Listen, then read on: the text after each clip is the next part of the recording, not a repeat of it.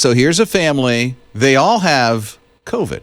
They do. There's The 18. How many did you say? 18. 18 people. Isn't that crazy? 18 people, one family, all COVID-19. Yeah. So what happened was one of the family members had like a 30th birthday, I guess a couple weeks ago, and 25 people came to the party. Now, they were there at kind of different times or whatever, but it was the person who threw the party who had COVID. He had no idea. And it was a family member. Yeah. So I think he must have been asymptomatic, possibly, because it was like, I didn't know I wasn't even feeling bad. Well, so it turns out that the grandparents are in their 80s. They've been in the hospital. They're starting to take the turn where they feel better. Good.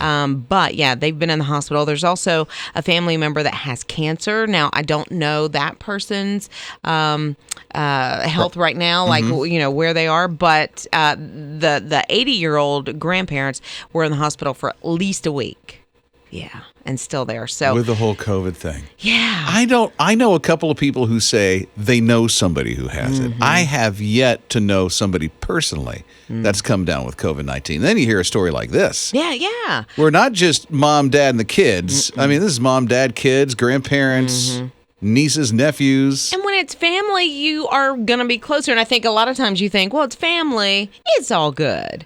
And they were probably, of course, hugging each other, especially the grandparents and that kind of thing. Of course, yeah. Yeah, we have a best friend of the family that does have it. Their entire family has it. So you know someone personally. I do. See, I still only know somebody who knows somebody who got the thing. But that's weird. Yeah, I know.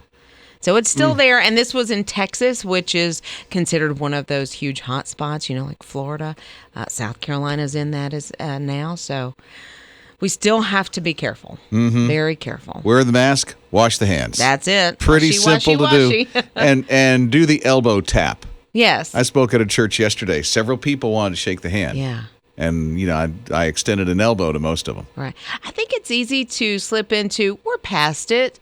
Come here, give me a hug. But then you see something like this, and it brings it back. Wow. Yeah. So, still got to live with that COVID stuff. His morning crew. I have a love-hate relationship with some menus at restaurants.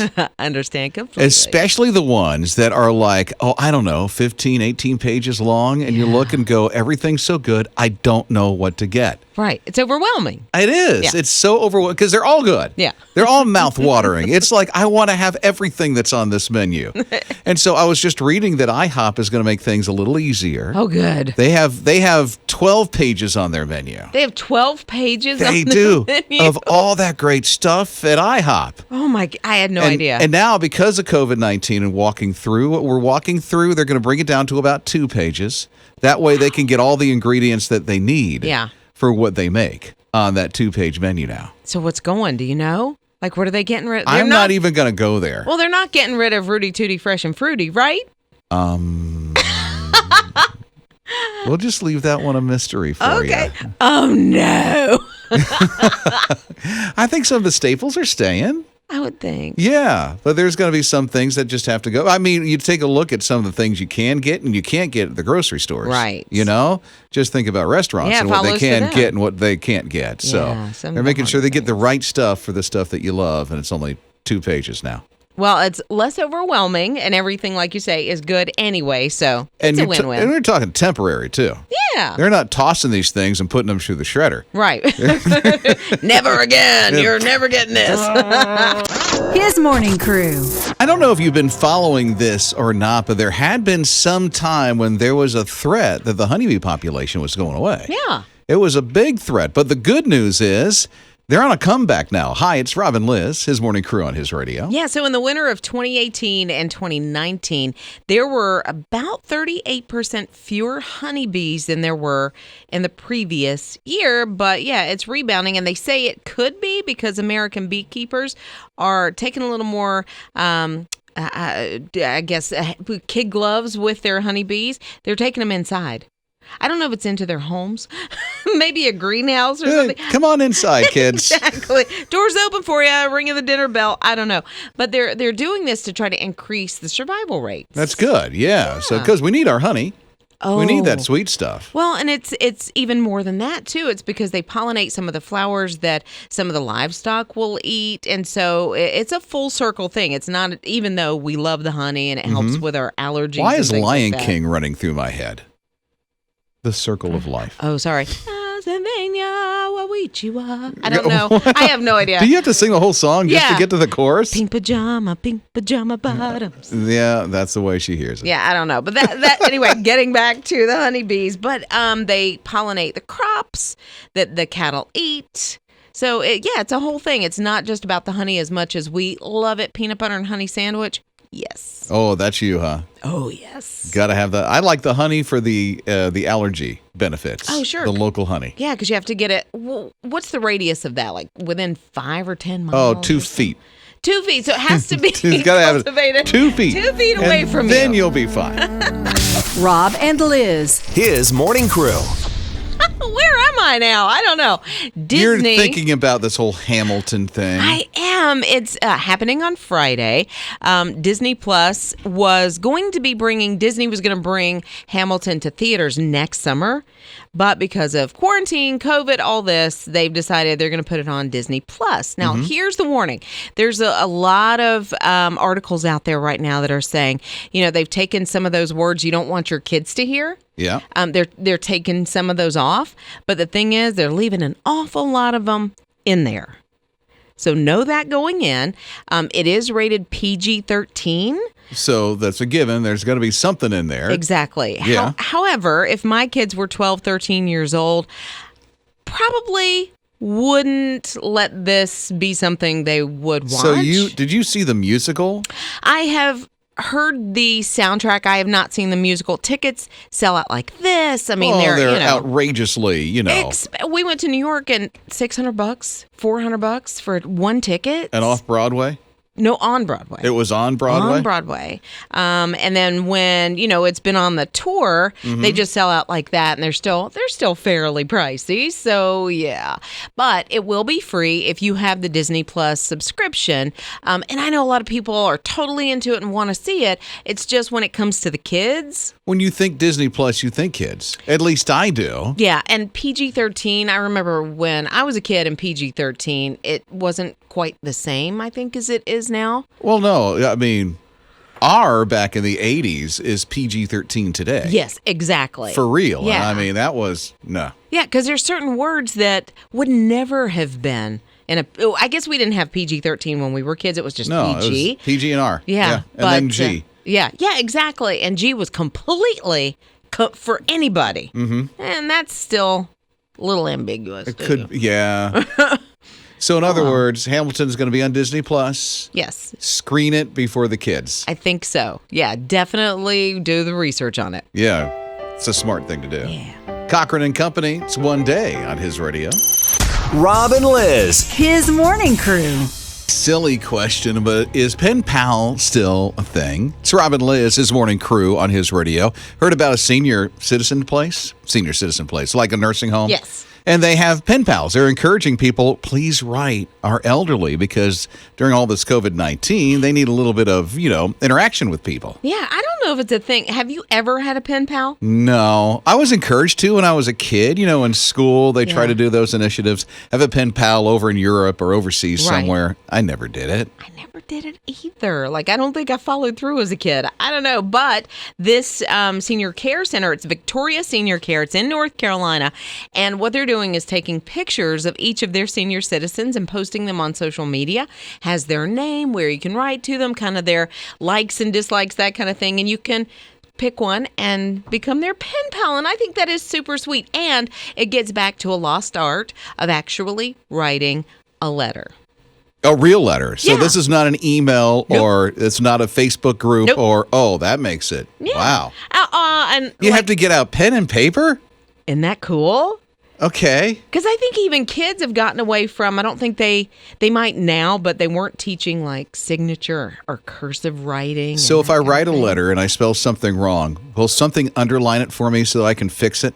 Only if Amy goes over it with a red pen. You need somebody to proofread the thing now. I think so. But you know what? I think it's still endearing that, even if you did misspell or say something grammatically incorrect, It's cool. I will say, I do get excited if something other than a bill comes in the mail. Because it's so few and far between that we get something like that. Somebody will send a card every now and then, a thank you card, and I'm like, oh, well, that was nice. I know. Well, like Lou graduating, we've gotten a lot of graduation cards in the mail. Mm-hmm. Those are so nice. I mean, he, of course, what's a high schooler do? They immediately look for whatever green is going to fall out. Then first you open go, and then disappointment or joy, and then you read the card. And then and then you forget who sent you the dime. I know. I'm like, you need to write a thank you note for. But yeah, I think he enjoys reading the little notes that come with. Every person does. Yeah, whether you're thought of or not. Right. Okay, now I'm like, I want to be a pen pal. But do you want somebody in North Carolina? Which I think that's super cool that they're. Do I want to do it for this nursing home? Yeah. I don't know. Yeah. Will you follow through and do it for him? Me? Yeah. It's hard. Oh, come on. I think we can do it. I think we can get a letter to every single resident, and they're all over North Carolina. It's not just one senior center. Oh, for real? Yeah, so it's a bunch of them. It's different locations. So I think it's pretty cool. I don't know if you've ever had a pen pal experience or whatever they call it now. I don't even know if it's called pen pal anymore. But if you had, we'd love to hear from you. You can join the conversation. His morning crew. She turned her stimulus money, the $1,200, into, since she wasn't working, making lasagna. That's pretty cool. Yeah, so she goes, I'm going to take all this. I'm going to get all the ingredients I can with the $1,200. I'm going to make some pans of lasagna and then just pass out the lasagna. So she didn't sell it. It wasn't like a business. Well, some things turned into doing some things here. And so all of a sudden she thought, wow, neighbors are ordering more lasagna. Huh. So much so that she is now turned into 1,000 pans later, 3 months later, the Lasagna Lady. She's known as the Lasagna Lady. So she makes about 8 hours a day and 7 days a week, and she helps feed people in their community doing this. Yeah. Even the hospital workers. Mm-hmm. That was what she did at first, was for the hospital workers. And then all of a sudden, wow, there's people in need. Yeah. I'm making all this stuff. So here, check this out. She needed to help to pay for the ingredients, so she did this online fundraiser, $10,000 just like that. People are like, hey, we love Michelle, the Lasagna Lady. Let's help her out because she's feeding lasagna to a lot of people. So far, $22,000 has been donated so she can make lasagna and help a lot of people. $22,000 in lasagna. Now, yeah, right? To me, lasagna is one of the more expensive Italian meals to make. I'm sure she knows what she's doing to cut some corners, right? Well, she probably goes to the big, membership club stores and that kind of thing and buys vats of ricotta cheese. You can get that at Costco and Sam's? Yeah. How big are the vats? I don't know. Probably enough for me to get in. I don't know. That's for you to get big in. Vat. For you to personally get in. Yes. That would be a big vat. Yes, and then they have Parmesan cheese like in the huge tub. So sure, I see where she can cut the cost. But 8 hours a day making lasagna. Mm-hmm. Ooh, girl. Are you just worn out thinking about it? A little bit. Yeah, right? That is a ton of lasagna. But she's helping out a lot of people. And it looks good. Lasagna can put a smile on some people's face, Yeah. Rob and Liz. His morning crew. Don't know if you noticed, but Facebook is now prompting people to take a look at stories that come across their way and see if it's outdated. I'll tell you one that got me. Okay. And we even talked about it a couple of weeks ago during COVID-19. There's this one story that's circulating about an alligator that is on a alligator float in somebody's pool in Florida. Oh, okay. I thought it was like a brand new story. Right. And so I shared it. Sure. Turns out that happened last year. It was outdated. Okay. But people are sharing it as if this just happened yesterday. Brand new, yeah. And no, it's like old. Yeah. Real old. And so now they're trying to warn you before you post old stories as if they're a today story, and they're not. So when you go to share, then it'll say, hey, wait a minute, check your dates on this. If it's like more than 90 days old, there's a little window that pops up and says, yo, dude. Does it really say yo, dude? Because yo, dude. I want to go share something right now. Hey, it's 90 days old. What are you doing? I like And then that. these flashes of red light comes, and then you hear this, the alarms show up. People start knocking at your door. Rob Dempsey. It is the Facebook patrol, and they're saying, hey, that story you're about to post is 90 days old. You don't want to do it. Yeah, that's it. Is that really what happens? That's it, yeah. They really want to make sure. So they pulled out all the stops on Facebook. I am glad that they're doing this. The phone rings with a Facebook patrol, and they say, don't post the story. It's 90 years old. Do you know what you're doing? 90 days old. Yeah, not 90 years old. Yeah. You answer it, and they go, stop, put down the mouse. Exactly, yeah. Step away from the mouse. All of a sudden, there are people that are on your roof, and they propel down and come through your window. Are you okay this morning? And they don't want you to post. They give you a warning, 90 days. Is this like Mission Impossible? A drone comes into your backyard with a note. Are you okay? Do we need to have a talk? I'm doing fine. You got me tickled. Yeah.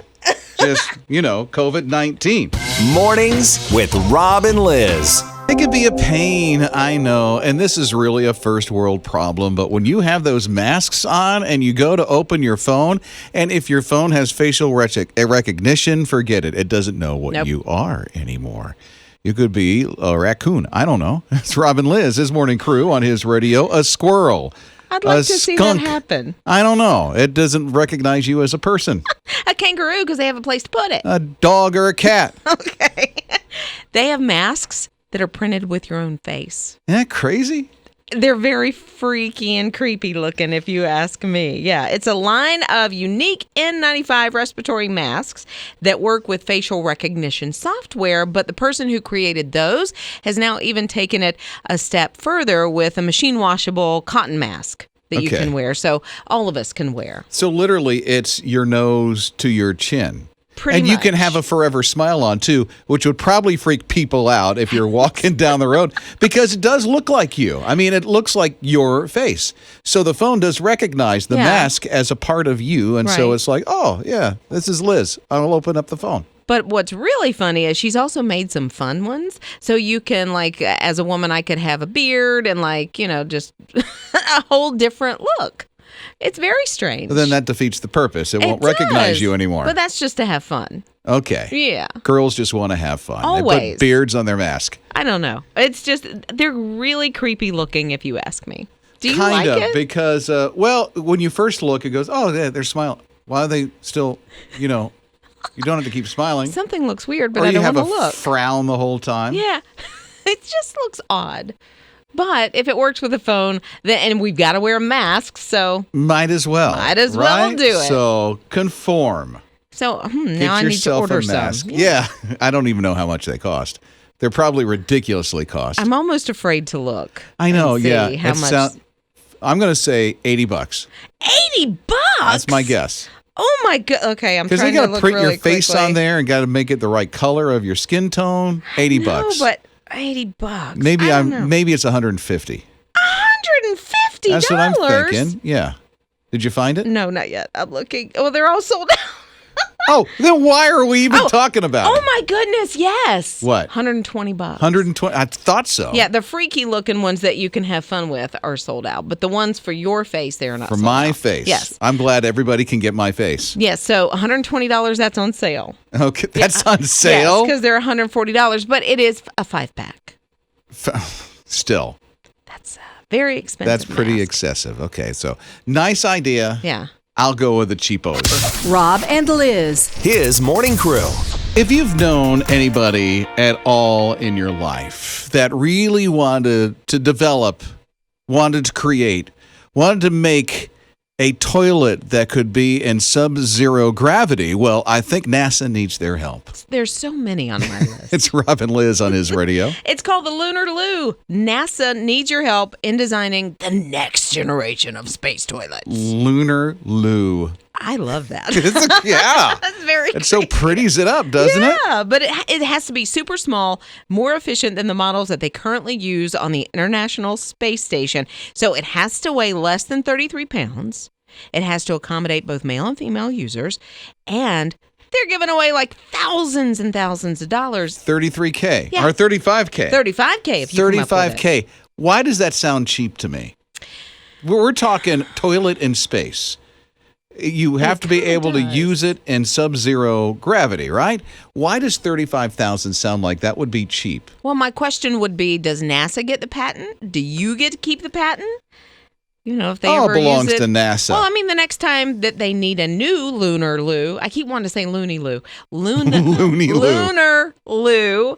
The next time they need one, do you get another $35K? Or does NASA say, no, it belongs to us now? Probably.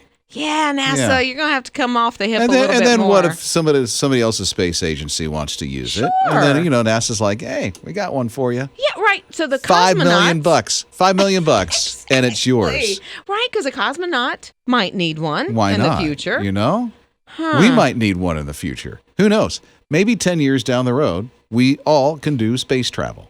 Anybody who wants to have their little SpaceX. Are you now going to space, like Rob Dempsey? Ian? No, I would like to go to space one day. I would like to. I don't know if I could do the G-forces. Oh, forget it. Just go. Just go. Just go. That's like you keep telling me to get on a roller coaster. Yeah. I don't know about that. See, if you could tackle a roller coaster, then you're good for space. I don't think those two equate to each other. There's G-forces so on some much. roller coasters. And I'm not doing those, but I don't think I would probably do it to go to outer space. Okay. So let's just start the training ground now, and we'll get Liz to, Six Flags. No. If you call Elon Musk and he says he'll work this out. The roller coaster? Oh, yeah. Rob and Liz. His morning crew. You know how you can stay safe at one gym in the country? How so? Well, you're going to have to go across the country, just so you know. But this is a gym in Redondo Beach, California. They have built pods that you work out in. How so?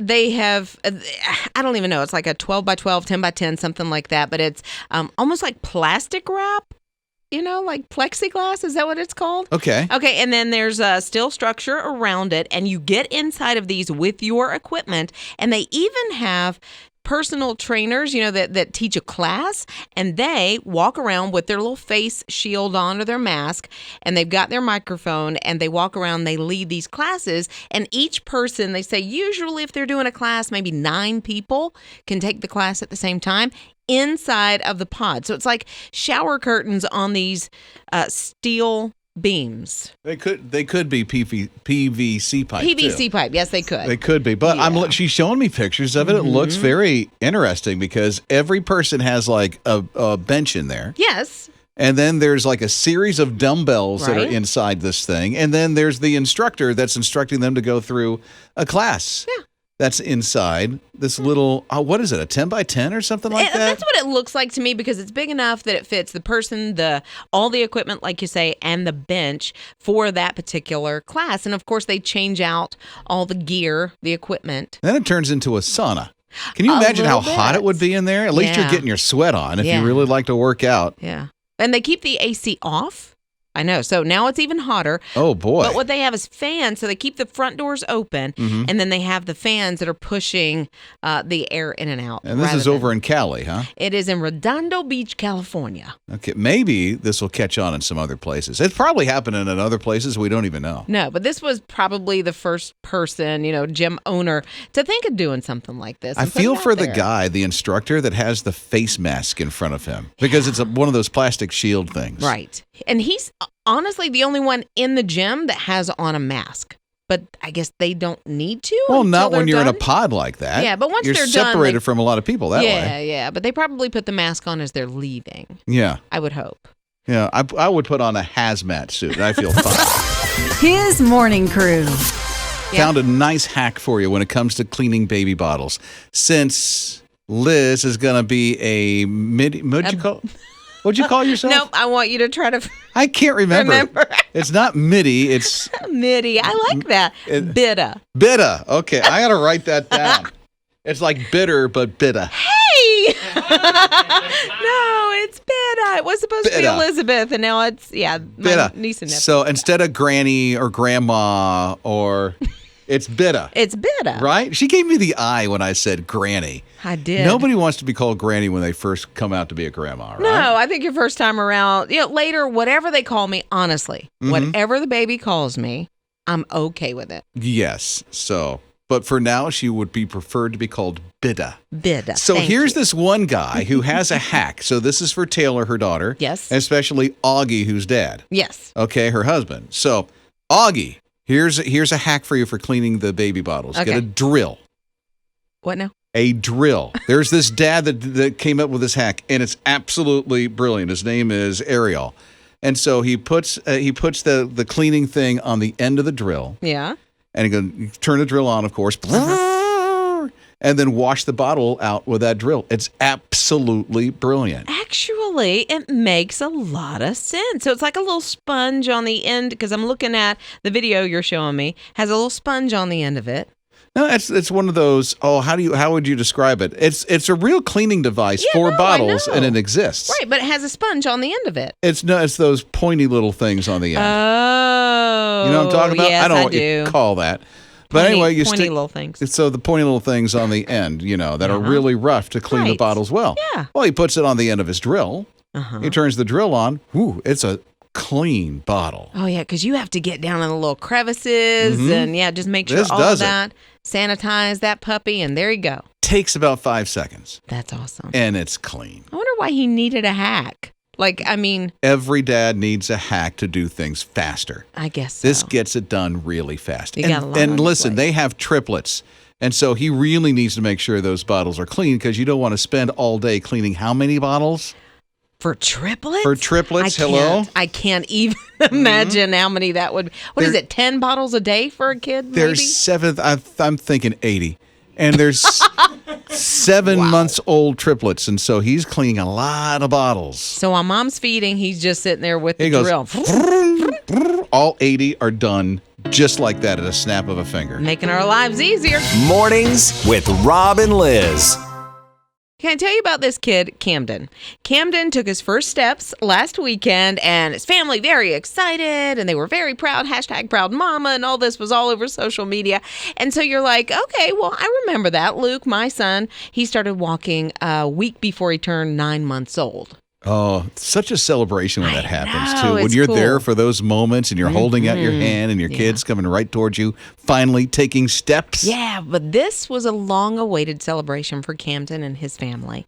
See, he has a brain disorder, and it really attacks his movement. It's called progressive cerebellar atrophy. Is it something like cerebral palsy? I think it may be. It to me, and I don't know, I'm not a healthcare professional. Neither am I. That's why I asked. But it sounds like cerebral palsy and maybe muscular dystrophy combined. That's just what the name sounds like to me.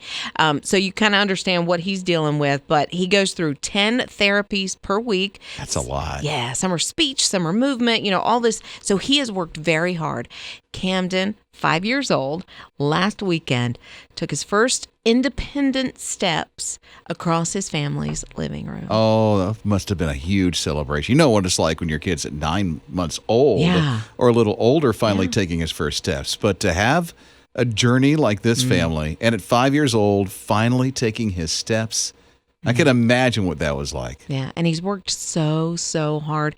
He deserves all the celebration. And when you see this, we're going to post it on his radio TV, but when you see every step that this young man takes, you could tell that sheer determination and then joy when he gets to the end of his steps. Yeah, he looks back at mom and dad with the camera like, I did it! Look at this. This was me, Mom and Dad. Yep.